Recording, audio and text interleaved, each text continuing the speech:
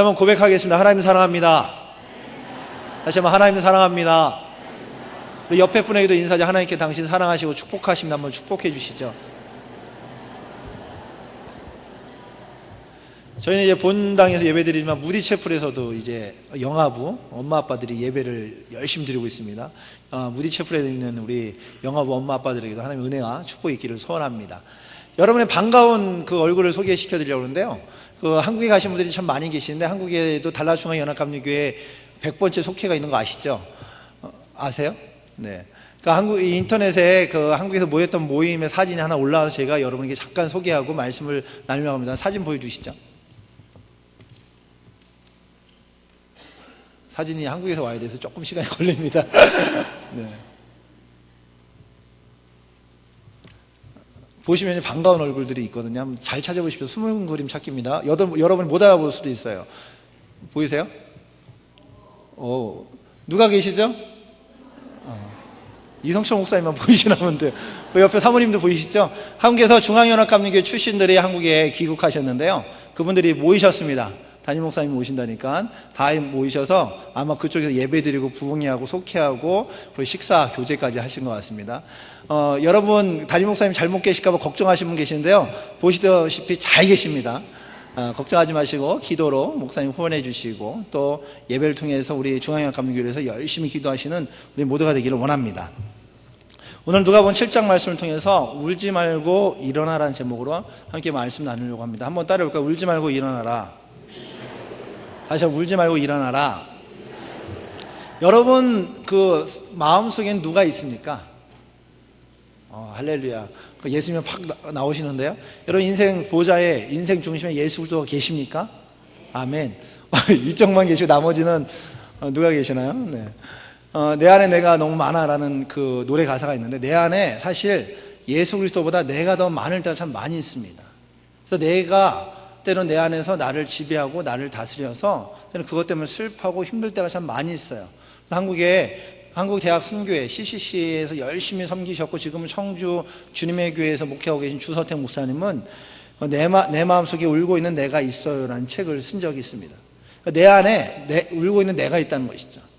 예수를 그리스도로 고백하고 예수를 만났는데 그래서 예수 그리스도와 함께 동행해야 되는데 내 안에 울고 있는 나 때문에 힘들다는 것이죠. 내적 치유를 관련된 책인데요. 그 안에 예수 그리스도를 진정으로 인격적으로 만남으로 울고 있던 영혼들이 변화되고 또 예수 그리스도와 기쁨을 누리는 그런 그 케이스들을 그 안에 써놓은 책입니다. 여러분 혹시 여러분 안에는 울고 있는 여러분이 있지는 않습니까? 교회 생활을 열심히 하는데 교회 오면 항상 밝게 예배하고 찬양하고 또 사역도 열심히 하고 성가대도 하고 교사도 여러 가지 하는데 혹시 그럼에도 불구하고 겉은 웃고 있지만 속에는 울고 있는 여러분이 있지는 않습니까? 그 울고 있는 내 영혼이 울고 있는 내가 나만 지배하면 좋은데 내가 울고 있으면 그로 말미암아 다른 성도를 아프게 하고요. 또 가족들을 아프게 하고요. 또 내 안에 옆에 있는 배우자를 아프게 하고 그리고 공동체를 아프게 할 때가 참 많이 있습니다.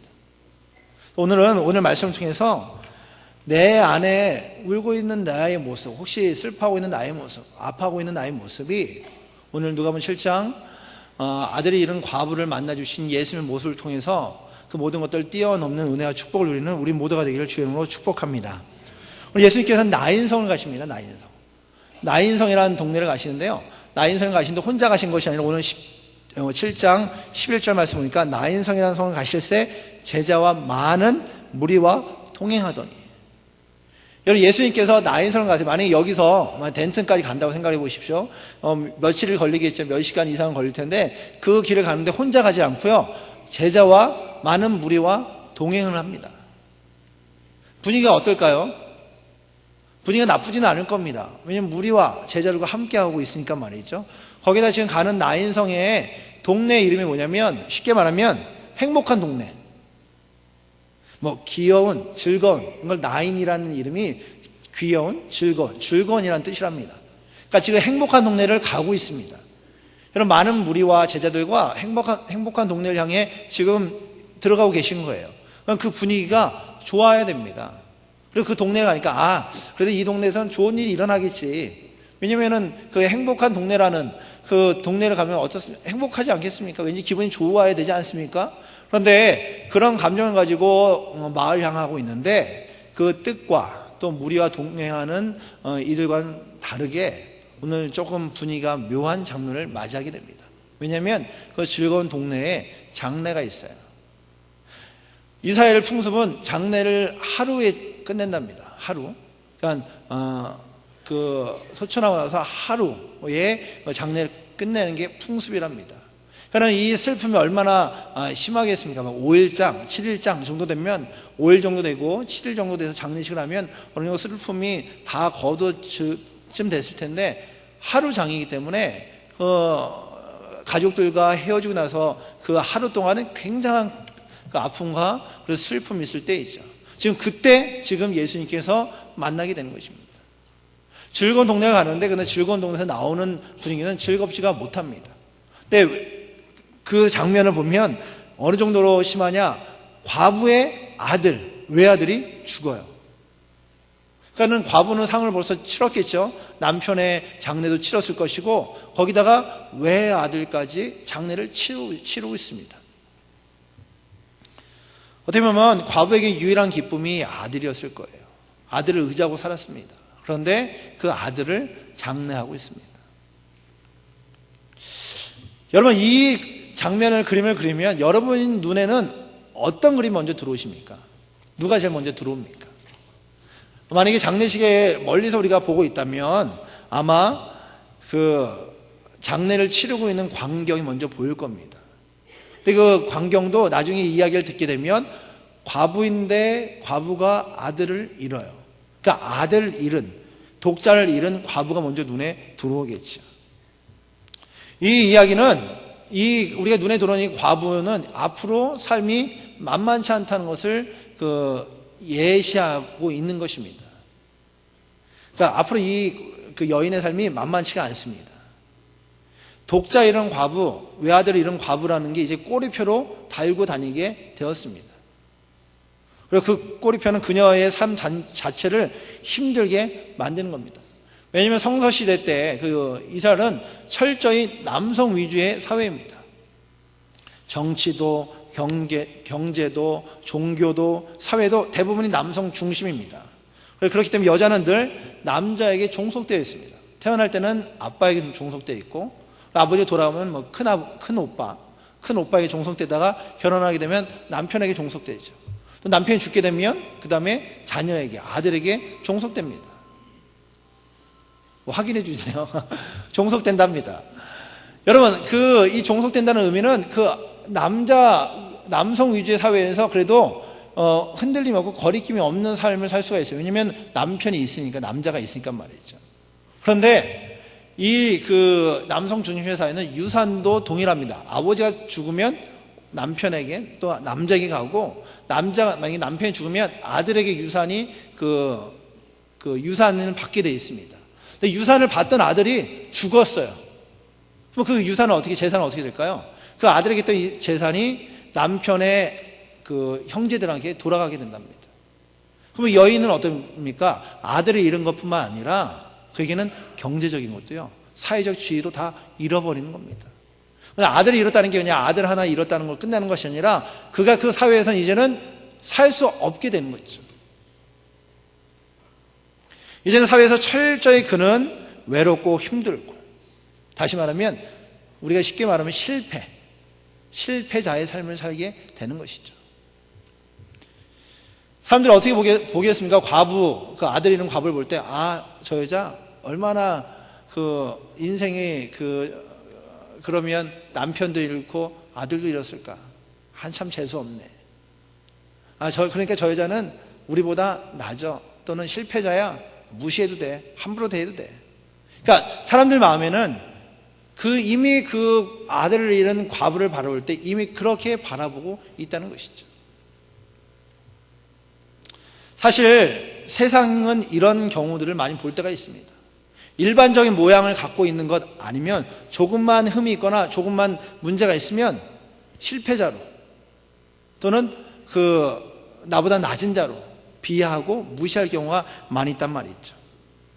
나인성 과부처럼 과부라던가, 아니면 부득이하게 뭐 이혼을 했다던가, 아니면 가족 중에 누가 하나가 문제가 있거나 핸디캡이 있다던가, 그러면 그걸 볼 때마다 분명히 하나님의 형상대로 지음받고 하나님의 사랑과 축복을 받아야 함에도 불구하고 세상은 그들은 하나님의 사랑과 축복에서 배제된 이들이라고 무시해버립니다.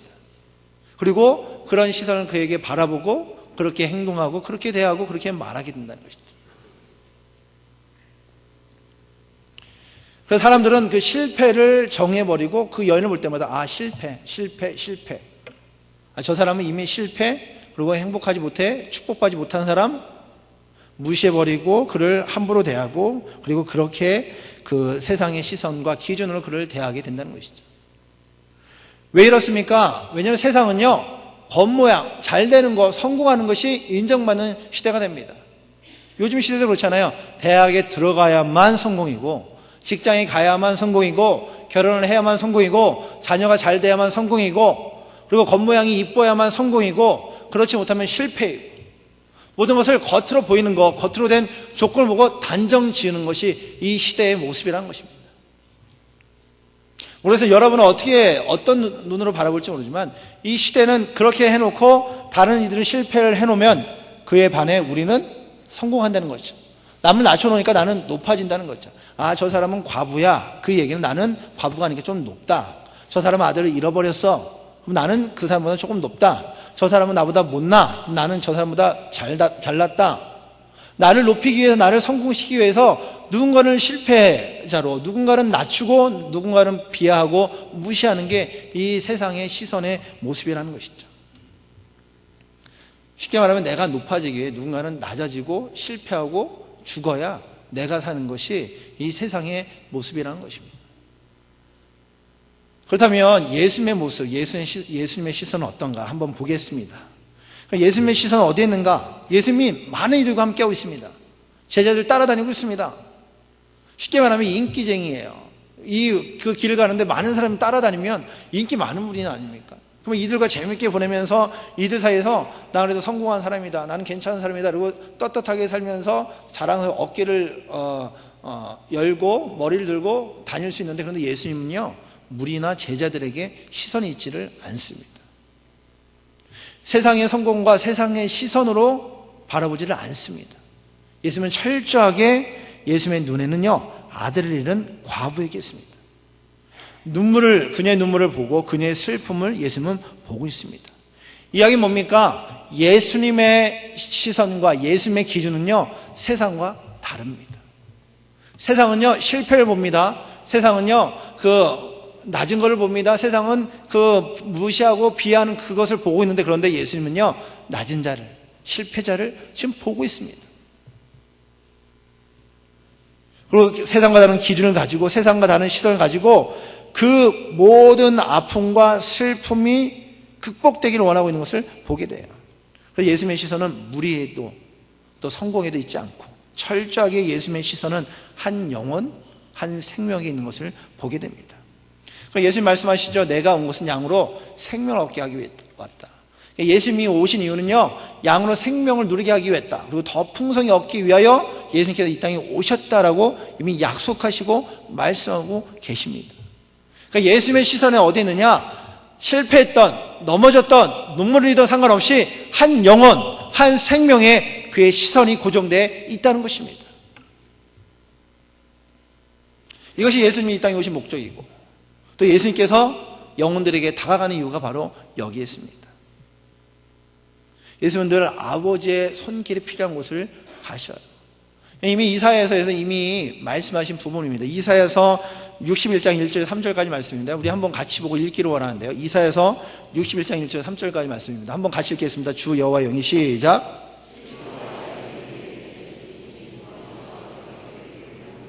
가난한 자들의 아름다운 소식을 전하게 하려 하심이라. 나를 보내사 마음이 상한 자를 고치시며 포로된 자에게 자유를, 갇힌 자에게 노임을 선포하며 여호와의 은혜의 해와 우리 하나님의 보복의 날을 선포하여 모든 슬픈 자를 위로하시되 무릇 시온에서 슬퍼하는 자에게 화관을 주어 그 죄를 대신하여 기름으로 기쁨을, 그 슬픔을 대신하여 찬송의 옷을, 그 근심을 대신하고. 그들의 의의 나무 곧 여호와께서 심으신 그 영광을 나타낼 자라 일컬음을 받게 하려 하심이라. 아멘. 그러면 아들 잃은 과부와 같은 영혼들, 마치 마음이 상한 자, 포로된 자, 그리고 갇힌 자, 늘 슬픔 가운데 있던 자들, 늘 슬픔 때문에 아파하고 있던 그들 향하여 하나님께서 하나님의 사랑을 보여주시기 위하여 예수 그리스도를 이 땅에 보내주셨다는 것입니다.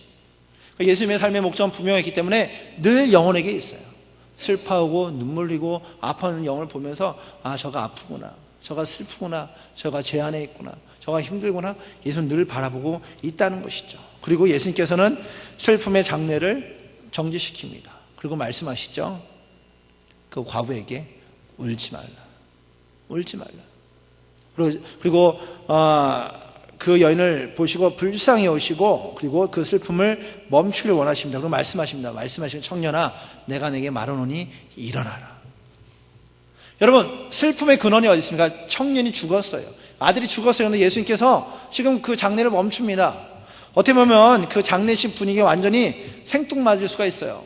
지금 다들 습하고 힘들고 그 장례 하관하러 지금 가는 거거든요. 그런데 그 광경을 보시고 예수님께서 멈춰요. 멈춰라. 슬퍼하지 마라. 울지 말라. 말씀은 청년아, 내가 말하노니 일어나라.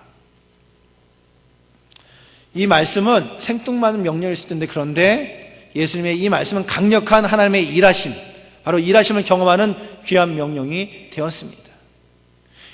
이 말씀은 어떤 의미입니까? 예수님께서는요, 지금 울고 있는 나와 여러분에게 지금 오셔서 우리의 눈물을 닦아주시고 우리의 손을 잡아주시며 지금의 절망과 고통에서 일어나기를 원하시는 것입니다.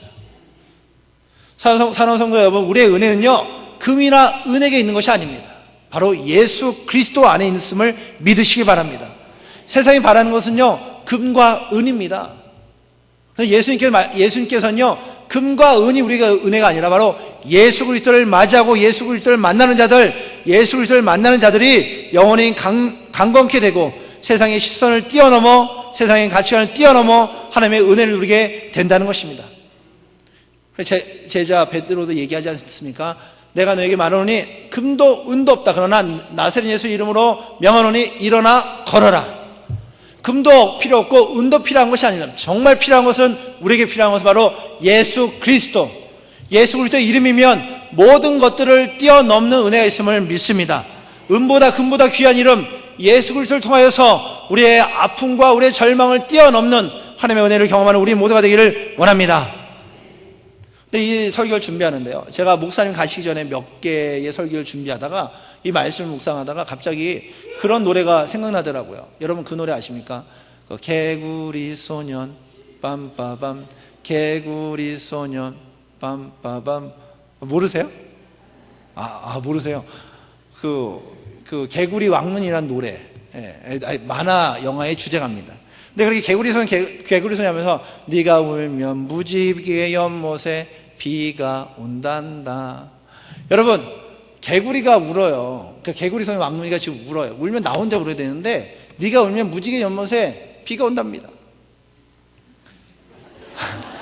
저는 이 말씀을 듣는데 이 오늘 말씀과 똑같은 거예요. 막 보면서 이걸 분명히 노래를 만든 사람은 누가 보면 7장을 보고 만든 게 아닌가 할 정도로, 왜냐면 지금 누군가 울어요. 근데 우는 게요, 나 혼자 우는 게 아니라 한 공동체, 한 그 사회를 눈물로 만들고 있습니다. 한 가족을 아픔으로 만들고 있고요, 한 가족을 절망으로 만들고 있고요, 한 사람의 눈물이 한 가족과 한 공동체를 눈물로 아픔으로 만드는 부정적인 영향을 끼치고 있다는 것이죠. 아마 저와 여러분도 마찬가지일 겁니다. 만약에 제가 이렇게 말씀을 전하다가 집에 가는데 기분이 하도 나빠갖고 집에 들어가자마자 인상 쓰면서 막 뭐 이렇게 집어 던지고 화내면, 원래는 안 그러는데, 그럼 집안 분위기가 어떻게 하겠습니까? 집안 분위기가 엉망이 되겠죠. 나 하나 때문에 그 집안이 부정적인 영향으로 들어간다는 것이죠. 무지개의 연못도 그렇습니다. 개구리 왕눈이가 울면 그 연못이 그랬대요. 눈물이, 비가 온답니다. 그런데 그 뒤에 보면 비바람 몰아쳐도 이겨내고 7번 넘어져도 일어나라입니다. 일어나래. 비바람이 와도 이겨내고, 그리고 7번 넘어져도 일어나라. 할렐루야죠. 여러분, 우리가 아픔과 절망을 있을 때 주님께 말씀하십니다. 일어나라. 그 아픔, 그 눈물 내가 다 닦아주겠다. 일어나라, 일어나라. 일어나는 은혜가 우리에게 있기를 원합니다. 근데 일어나는 은혜가 있으면 그 뒤에 어떤 일이 나냐면은 울지 말고 일어나 피리를 불어라 빌릴리 개굴개굴 빌릴리 빌릴리 개굴개굴 빌릴리 무지개 연못에 웃음꽃 핀다. 여러분, 한 영혼이 회복되면요 무지개 연못도 웃음꽃이 핀답니다.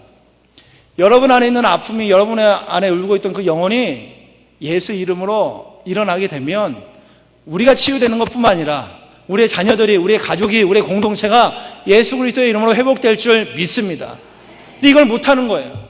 왜? 내 안에 너무 고집이 세고 내 안에 내 자아가 너무 강해서 다른 건 다 버리는데 내 안에 있는 이 슬픔과 아픔을 붙잡고 있어요. 그리고 조금만 기분 나쁘면 공격하는 겁니다. 저 집사님이 나를 미나게 했다는 거죠. 저 권사님이 나를 아프게 했다는 거죠. 끊임없이 내가 시험 들게 만든 요인이 내가 아니라 저 사람에게 있다는 거예요. 계속적으로 그를 지적하고 그와 싸우고 분란이면서 공동체가 무너지는 것을 보게 됩니다. 심지어는 이제는 이것이 목회자와 성도 간의 싸움이 되어서요, 이제 서로 불행하면서 서로 잘못됐다고 이야기하는 그 모습을 보게 되죠. 여러분, 우리가 절망 가운데 뛰어넘어 하나님을 경험하고 예수 그리스도의 이름을 경험하면 나도 회복되고 나도 은혜를 누리지만 나의 가족도 나의 공동체도 예수 그리스도의 이름으로 회복되는 은혜와 축복이 있을 줄 믿습니다. 사랑하는 성도 여러분, 더 이상 울지 마십시오. 더 이상 아파하지 마십시오. 주님이 여러분의 삶 가운데 함께 하심을 믿습니다. 그 주님이면 됩니다. 그 주님이면 우리의 아픔도 우리의 절망도 우리의 연약함도 우리의 실패도 자유하게 될 줄 믿습니다. 사랑하는 성도 여러분, 모든 질병 가운데 회복되는 은혜가 있기를 주의 이름으로 축복합니다. 예수 그리스도의 이름으로 모든 연약함과 절망이 떠나가기를 주의 이름으로 축복합니다. 그 다음 믿는 자의 삶이 어떻게 살아야 되는 건가?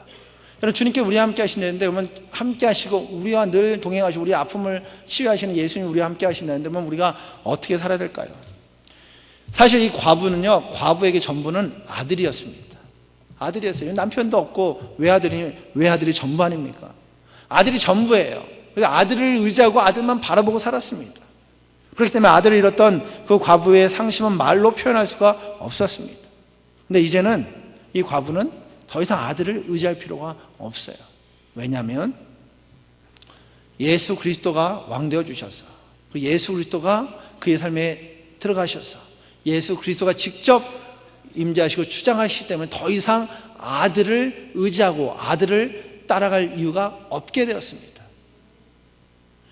믿음의 성도들도 마찬가지입니다. 이 과부처럼 우리의 삶이 어떻게 변하는가? 첫 번째, 주 앞에 서는 겁니다. 한번 따라해볼까요? 주 앞에 서라. 여러분, 죽었던 청년이요, 예수님이 일어나라 했을 때 일어났습니다. 맨 처음에 그의 시선에 누가 들어왔을까요? 뭐 어머니도 들어오고 가족도 또 친지들 들어왔겠지만 그 안에 자기를 깨운 예수 그리스도가 눈에 들어왔을 거랍니다. 예전에는 못 봤던 사람이에요. 예전에는 몰랐던 입니다. 예전 전혀 상관없어요. 그런데 예수 그리스도의 이름을 듣고 일어났을 때에 그 앞에 있는 예수 그리스도가 그의 앞에 있는 것을 보고 깨닫게 됩니다. 아, 나를 살리시니가 저이구나. 아, 내가 의지할 분이 저분이구나. 우리의 삶도 마찬가지입니다. 생명의 주관자 되신 예수 그리스도가 우리를 부르셨습니다. 우리가 바라볼 자가 누굽니까? 바로 예수 그리스도. 예수 그리스도가 우리의 삶의 주관자 되시고 인도자 되심을 믿고 그분을 따라가는 것, 바로 그래서 주 앞에 서는 것이 중요합니다. 주 앞에 서는 건 다른 말로 하면 쉽게 얘기하면 기도의 자리에 서는 겁니다. 나의 삶의 무거운 짐도 아픔도 주님께 가지고 와서 십자가 앞에, 주님, 내가 아파요, 내가 힘들어요, 내게 문제가 있어요, 주 앞에 내어놓는 것. 그리고 기도하면서 내 인생의 것을 주님께 맡기고 주님의 뜻을 구하고 주님의 이끄심대로 살겠다고 결심하는 것, 이것이 바로 기도인 것입니다. 그럴 때 믿는 자들에게 복된 자리가 주 앞에 서는 것입니다. 여러분, 다른 데 줄 서지 마십시오. 이번에 통일교회 문선명이 죽었지 않습니까? 하는데 그 사람이 많은 돈을, 그러니까 성도들의 돈을 모아서 또 다른 데 쓰고 또 다른 데서 많은 돈을 모았단 말이죠. 그거 갖다 뭐 기부도 하고 그거 갖다 뭐 축구단도 운영하고 많은 사람을 돕다 보니까 그 죽음 앞에 많은 사람이 줄 서 있는 걸 보았어요. 제가 보면서 얼마나 안타까운지 모릅니다. 여러분, 돈을 줬고 배부르게 했으면 그것이 구원은 아니지 않습니까? 이단이었고 잘못된 길을 갖고 잘못된 진리를 가르치던 이가 바로 통일교 문선명이에요. 근데 사람들이 줄 서 있어요. 그 장례식을 참석하려고 말이죠. 여러분, 우리가 줄 서 있어야 될 것, 우리가 서 있을 곳은 오직 한 군데입니다. 바로 예수 그리스도. 그 앞에 서십시오. 여러분, 기도의 자리를 더 가지십시오.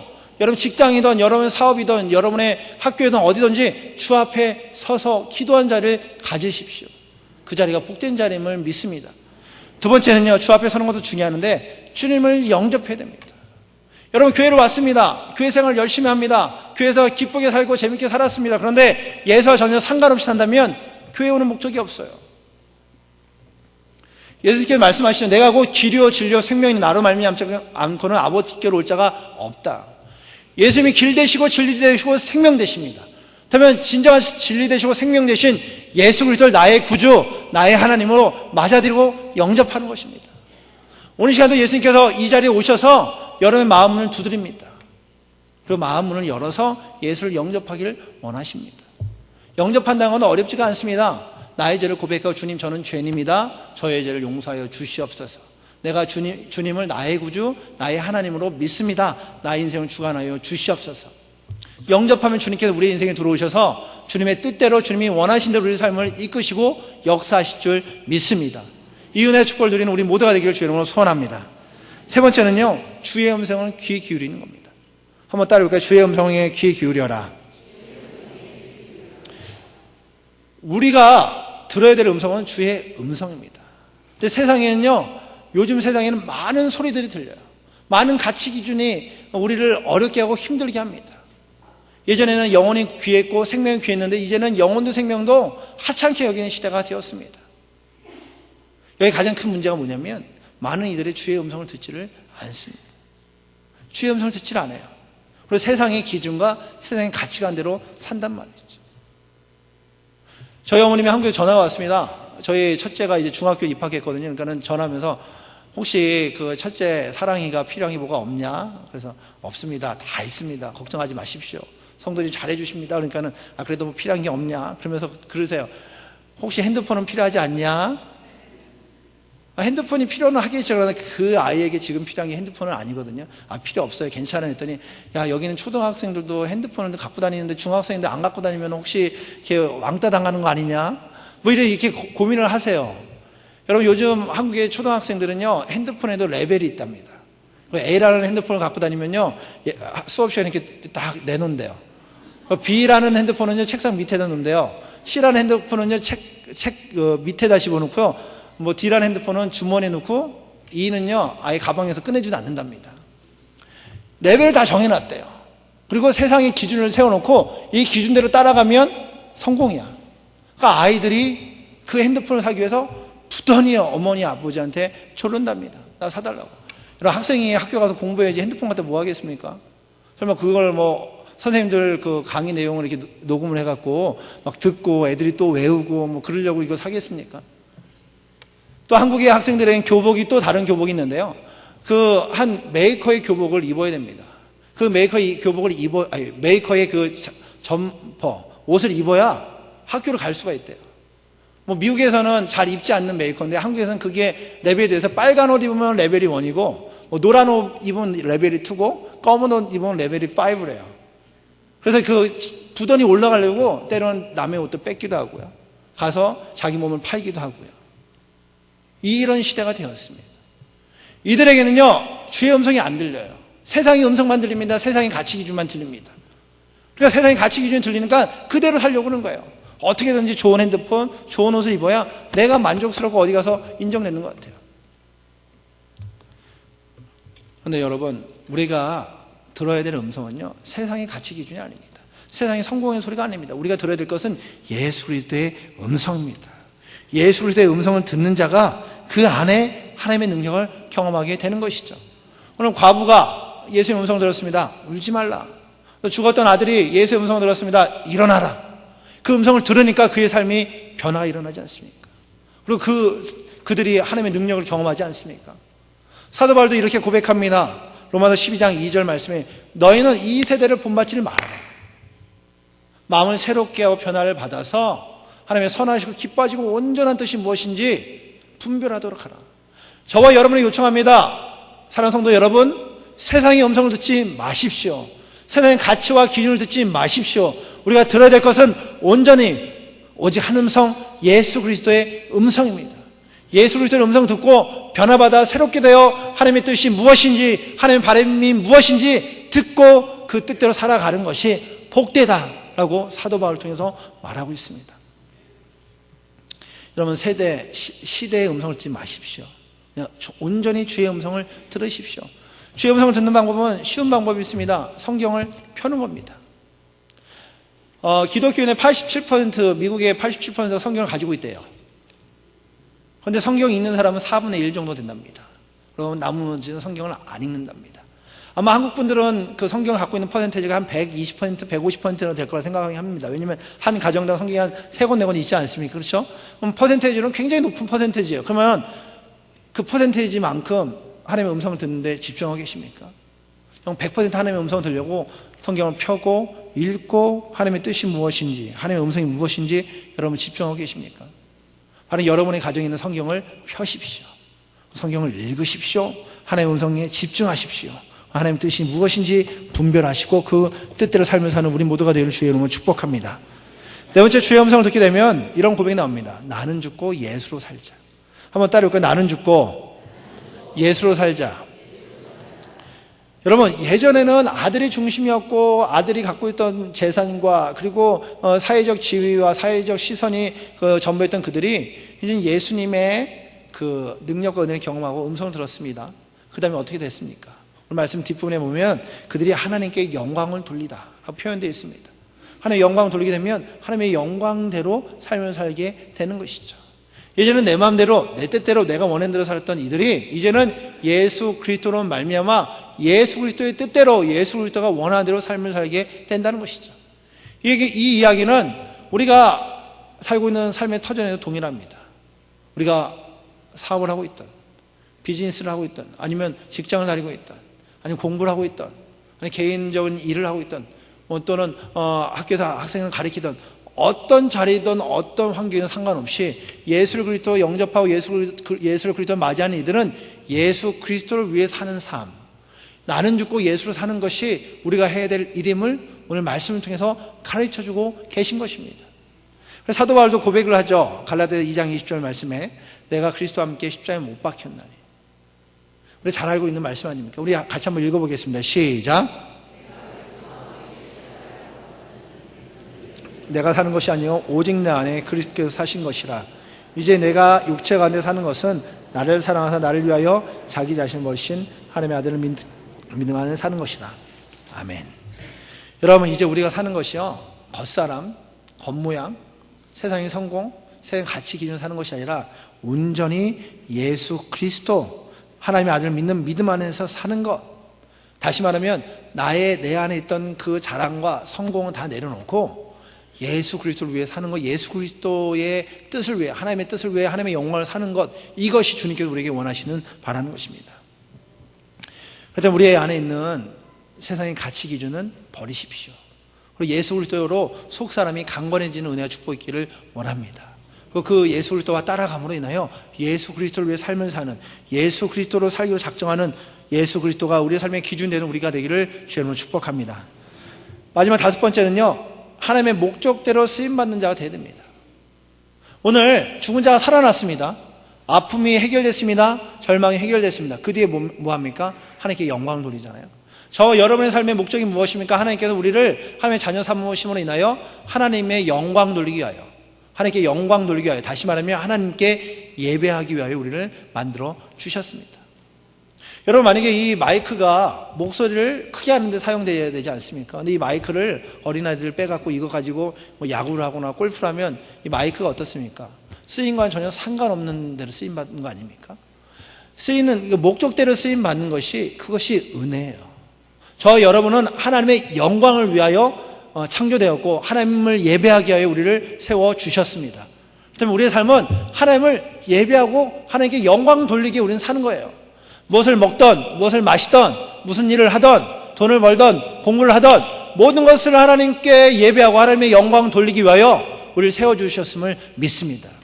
그렇다면 이제부터는 우리가 어떻게 사느냐? 하나님의 영광을 위해 사는 것. 그러니까 여러분이 어디에 있든지 하나님의 영광을 위하여 하나님을 예배하여 하나님께서는 여러분을 세우셨고 여러분을 쓰시고 있음을 기억하십시오. 이번 한 주간 계속적인 삶을 살 때 하나님만 온전히 예배하고 하나님만 온전히 찬양하는 우리 모두가 되기를 주의 이름으로 축복합니다. 마무리하겠습니다. 우리 삶을 보면요, 때로는 우리의 삶이 일그러질 때가 있습니다. 여러분 물병 있잖아요. 물병이 온전하게 돼 있을 때 물이 다 채워지지만 그 물병이 일그러져 있으면 어떻습니까? 일그러진 만큼 물이 안 들어가는 겁니다. 만약 여러분의 영혼이 일그러져 있다면 여러분이 일그러진 것만큼 하나님의 은혜가 들어갈 수가 없습니다. 이 일그러졌던 것들을 펴야 더 많은 은혜를 누리게 되는 것이죠. 단정이가 야곱입니다. 야곱이 일그러졌습니다. 가족과의 관계도 일그러졌고요. 그의 삶의 목적도 일그러졌고 다 일그러졌는데 하나님과 관계가 회복됐을 때 그 일그러진 게 펴졌을 때 하나님의 은혜를 누리고 하나님께서 그의 이름을 바꾸시고 하나님의 영광을 쓰시지 않습니까? 혹 여러분 안에 아직도 붙잡고 있는 여러분의 삶을 붙잡고 있는 아픔이 있고 절망이 있고 또 일그러짐이 있습니까? 그렇다면 예수 그리스도의 이름으로 모든 것이 해결되기를 원합니다. 그리고 그 일그러진 것이 펴짐으로 인하여 온전히 하나님의 은혜가 채워지고 그리고 그 채워짐으로 인하여 그것이 넘쳐나서 우리를 통하여 하나님의 살아가심과 하나님의 역사하심과 하나님의 일하심과 하나님 되심을 저와 여러분의 삶을 통해서 나타나는 우리 모두가 되기를 원합니다. 이번 한 주간도 그렇게 살기를 원합니다. 주님과 동행하며 주님으로 말미암아 모든 것들이 온전히 회복되고 그로 말미암아 주님께 영광 돌리고 예배하는 우리 모두가 되기를 주님으로 축복합니다. 주님이 전능하시고 능력 있는 분입니다. 오늘 시간 마지막으로 찬양하고 기도하기 원한데요. 전능하신 나의 주 하나님은 능치 못할 일이 전혀 없네 라는 찬양이 있습니다. 여러분 오늘 시간 이 찬양 부르고 함께 기도하기 원하는데요. 여러분 안에 있는 그 일그러진 것, 또 아픈 것들, 절망되는 것들, 그 모든 것들 찬양하고 기도하다가 다 내어놓으십시오. 주께서 함께 하시고 주님께서 만져주시고 과부의 아들을 살리신 것처럼 우리의 영을 살리시고 우리의 모든 것들을 회복하실 줄 믿습니다.